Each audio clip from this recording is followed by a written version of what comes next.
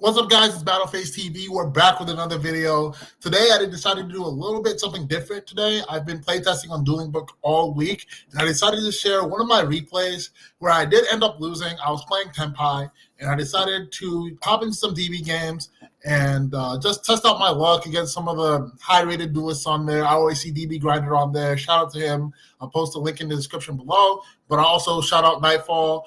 He recommended his spreadsheet for the Chimera deck. He's a really, really good player. But with that, let's get into the video.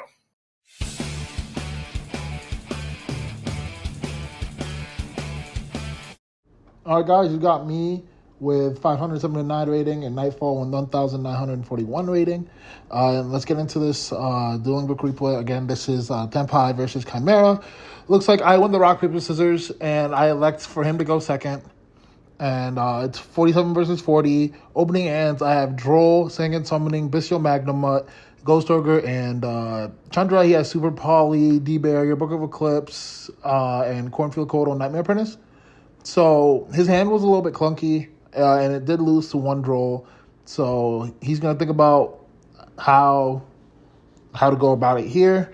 I see two lines of play. You can start with Kodo to get Sword Knight, but then you're going to get a body. So he goes pitch Nightmare Apprentice for Super Poly for Nightmare Apprentice, grab Sword Knight. On resolution, I drop Droll and Lockbird. Duh, that's the obvious play to do. And he thinks he normal summons Sword Knight, sets D-Barrier and Basses. So my hand is cracked here. So I go, so I'm thinking here how to go about the right way because illusions can't be destroyed by battle. I don't know what that set is. It could be a Book of Eclipse. It could be a Droplet. It could be something nasty. So standby phase, he goes Sword Knight, summon Berfomet effect, get Chimera Fusion and Gazelle for effective really good follow-up. And then he goes to the main phase, I activate Singing, Summoning, Magnamut his Sword Knight, Magnamut effect during the end phase.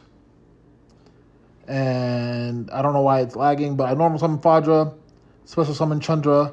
He realizes I have a Synchro 10 set up immediately. He goes D-Barrier, called Synchro. And it's crazy that he's meaning D-Barrier. So I take a second to think here, and I realize I have two lines of play. I can go straight to the battle phase, beat over the Berfomet, go to main phase 2, and start playing there. But instead, I think or I could go into the link line with, I go Hida, Princess, Revive Fadra, Revive Chandra, go Raging Phoenix, World Sea, Promethean Princess, target, Raging Phoenix, bring back, and I just kill him instantly. I don't know why I didn't do that. My brain was super foggy. So I think I just go straight to the battle phase. I beat over the Berfomet, and the Nightmare Apprentice wasn't even worth beating over. So I go mix heals, and I go to the end phase. I resolve Magnamut. I grab Genroku effect, summon Genroku effect, tribute, summon Pydra effect, set quick play spell for his turn. So I've effectively have 3 points of interaction with seals, quick play spell, and I can possibly bounce the Magnamut to bestial him again. So this is fine with me. I don't know what his hand is, but he draws a Gazelle, which isn't a very good draw, but it's not a bad draw here. He normal summons Gazelle, gets Chimera Fusion. And I know he already had one in hand, so there's no point ogreing it. So he Chimera Fusions into the Berfomet 1, Gazelle 2, and most people do it backwards. And I was thinking, and I Ghost Ogre the Berfomet, and my mind was just not thinking right. I thought he did Gazelle Chainlink 1, Berfomet Chainlink 2, because most people want the Gazelle search first. But I guess going into turn 3, you've already have the Gazelle search. So why do that when you can just go the other way around? So I take the Ghost Ogre back. And he grabs Nightmare Apprentice, and he dumps Evil Hero, Sinister Necrom. He has Chimera Fusion here. And I'm right here, I think, for a moment, because I could go Seals, bounce back my own Bestial, and then go Bestial Magnamut, target Necrom to banish it. That way he can't get into his Fiendsmith stuff. Or if he has something to interrupt me, I can always bounce back my Field Spell and summon a Fadra. And that way I'm still into Engine. But I don't know if that really mattered. So here, I'm thinking about it for a while, and I decide to go. I'm still thinking. I don't know why it takes me so long for me to think. Good Lord, I'm pressing the fast forward button a bunch. Okay, there we go. I go Seals, Tribute. He doesn't know I'm going to bounce yet. But instead, what he does, he's thinking for a minute because he could really do some damage here. So I could go Seals, bounce back, Magnamut to banish his Necrom. But he does a really nifty play here, which I actually really like. He goes Book of Eclipse to book my board. That way I can't bounce my Magnum up back to my hand. And it's really good. So I go Seals, bounce back field spell, Seals, summon Chandra. That way I have at least I could go Chandra, summon Fadra Reborn, and then Synchro summon that way. But he goes into Requiem into Engraver, and then he goes Requiem Equip. And then I should have Ghost Ogred the Requiem. That way he can't send my Chandra. He goes into Sequence Effect, and he shuffle back a Dusted Gold and Requiem to summon Airly Eater, dump Diabolica to grab back Engraver. This is all the standard line, Engraver, Search Tract. And right here, he has basically a fusion for Guardian Chimera, but instead he links it off for a Cross Sheep, activates Tract, add Lurie, pitch Lurie 1, and then Chimera Fusion 2 to make a Guardian Chimera. That way he can put the Lurie in the Cross Sheep zone to revive another monster. And he already used the Chimera Fusion effect to add back, so he doesn't really have... He has to hard draw another one for it to be useful. But he goes Cross Sheep 1, Guardian Chimera 2, and I just Ghost Ogre the Guardian Chimera because I don't want him to have a big body and effectively kill me this turn. Because I know I live no matter what. So I go Ghost Ogre. And then he draws 2. I catch him here because he tries to pop 2 cards when he drew 2. Guardian Chimera says draw 2, pop 1, or draw 1, pop 2. And he drew 2 cards. So it didn't really matter here because if he set the Hydra back, I should have chained the Quick Play spell. And I called him out on it. It takes a minute, but I bring back the Hydra because he just wants to pop the Kaiman. Never really mattered. I want the game state to always be legal and fair. So I go, he reads my Hydra, activates Dark Fusion to summon Magnum the Reliever. I didn't have any targeting cards because I knew what Dark Fusion does. So he goes Dark Fusion, and then he goes Airly Eater, chain Magnum the Reliever, pop my Magnum up. That way I don't get any cards back. He summons back an Engraver. Then he goes to the battle phase here, I believe, or he goes Magnum the Reliever, put back to draw card. That way he has another Chimera Fusion in the deck eventually. So he draws into a... Oh, I call him out because I thought he was trying to use both effects, but yeah, both effects are once per turn. So he goes Fiendsmith to beat over, and then he goes Aerial Eater, and he just attacks for a bunch of damage. And I realized no top deck is getting me out of this situation unless it's exactly Kaiman, or another Fadra. And no top deck's getting me out of this, so I scoop. And game 2... I still choose to make him go first because I do not feel confident in whatever the heck I'm doing. And my opening hands are Cosmic, Crossout, Sangin Kaiman, Duster, Ghost Ogre.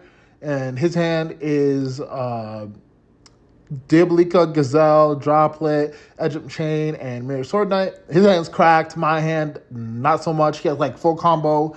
Gazelle by itself is just full combo. If you have a way to fuse it off with another card, it's a Sword Knight, a Necrom, just another way to fuse it off and get the Sword Knight in the graveyard because typically you're not normal summoning the Sword Knight anymore. So I just say, let him go full combo because we're talking here. And he said, why didn't you draw any non-engine? I'm like, bro, I literally sided in too many cards.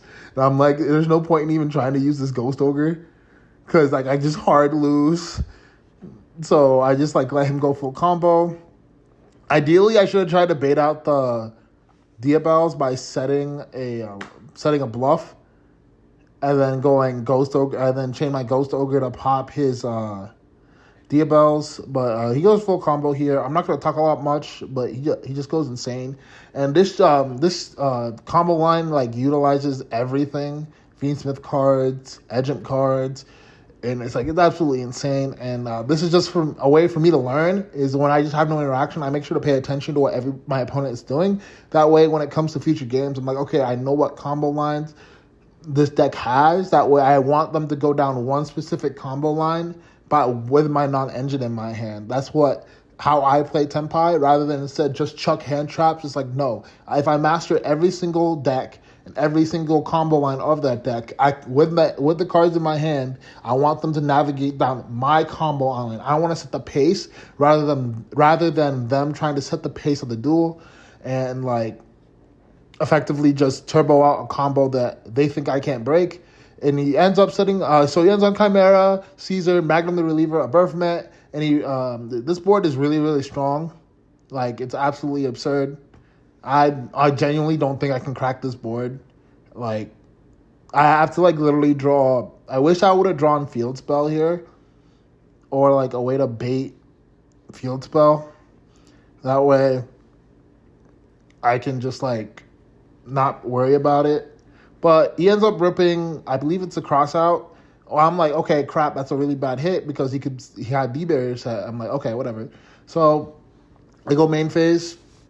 I go Duster as my first action just to get rid of the back row and any Chimera fusions he has set. That way he doesn't have access to the combo.